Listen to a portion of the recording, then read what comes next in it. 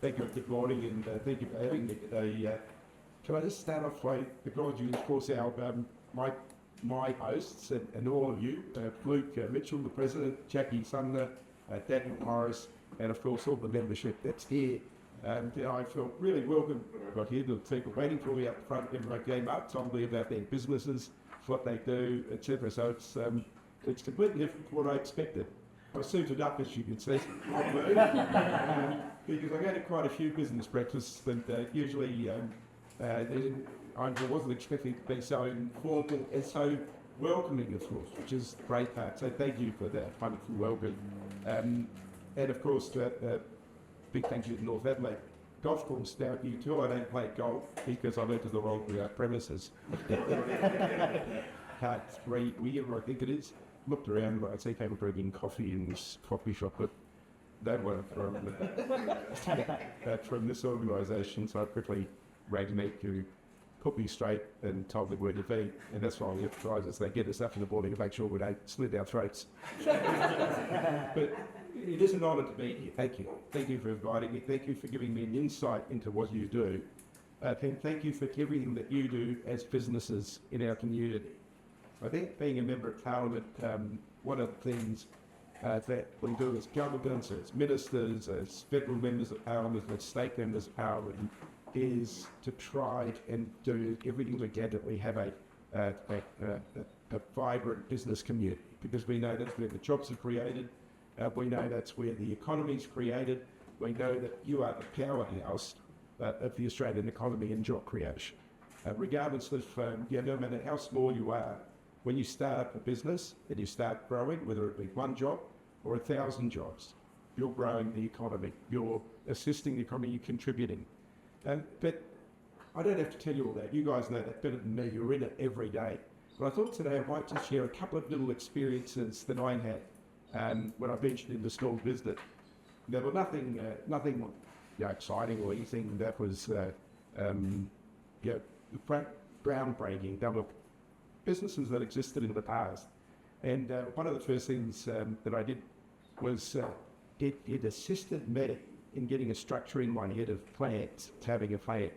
And I finished high school, went on to the Institute of Technology, which is now at the University of South Australia, did accounting, absolutely hated it. I was bored, quite used the word, and dropped out after the second semester. That's so right. And I did a whole range of jobs. I worked in factories, I worked in Kelvin as a factory, I worked in Dairy Farm, which was a factory producing dairy products.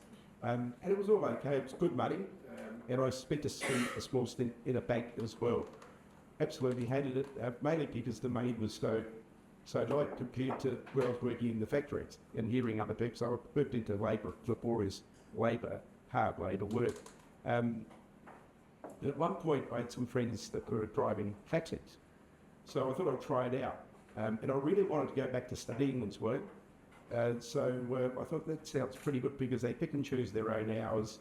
They can pick and choose when they work, and I can go back to studying if I do that. So I ended up getting a capital licence, started working, and started earning fairly good money. You work on Saturdays and Sundays.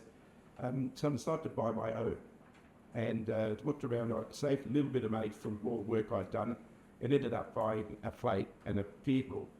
So this was my venture into the first business that I tried out, and it was exciting. I was 22 at the time, 21 or 22. Very exciting times. You own business. We had no idea about booking things, just that little bit that I'd learned from accounting. And I remember buying the vehicle, getting the plates, getting it all ready, registering with suburban taxis.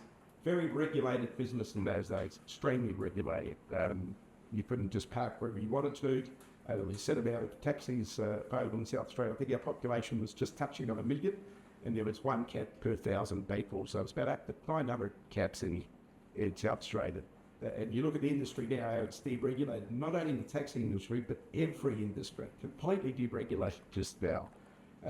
So I remember going out the first week, worked, made some fairly good money, worked it all out. I think I cleared in my pocket, or to put aside, about $250 out. You remember at the bank that I was working at a few months earlier, or about a year or so earlier, we used to earn $95 a week.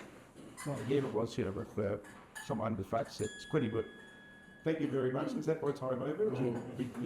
It is. Sorry, Steve, if you want to make it. I'll round it up. What I'm trying to get at is that, and I have a lot more to go on, but I won't carry on. It is difficult. It is hard. That first week, my automatic transmission broke out. And I was up to $500, I didn't have the money. That I just worked $200, and from there on it was a struggle. But I did it for a few years and got through it. But that was just my experience, my example, and the hardships that I went through just in that period. It took me about 6 months to get over that. $500 was equivalent to close to $8,000 today, or $7,000. And I know that each and every one of you have difficulties. I know that each and every one of you absolutely work your guts out to try and make your business successful. And I think, once again, thank you for everything that you do. Thank you for contributing to our economy, and thank you for creating jobs. But most importantly, groups like this are absolutely wonderful, and the help that people network, integrate their business and get to know it. And it's good, like being on the go back if you're be out there. You've got to. I had a meeting with my accountant many years ago in the second venture when I got into it, and he said to me, it's like physics.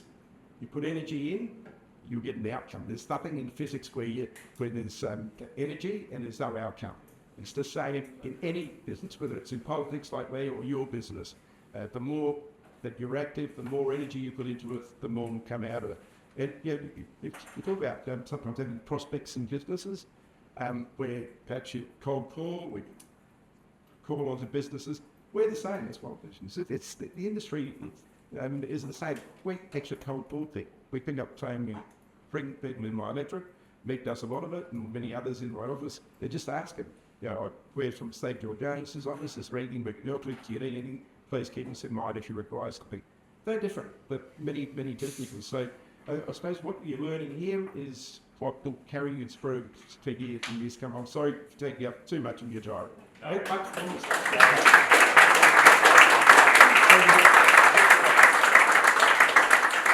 Yes,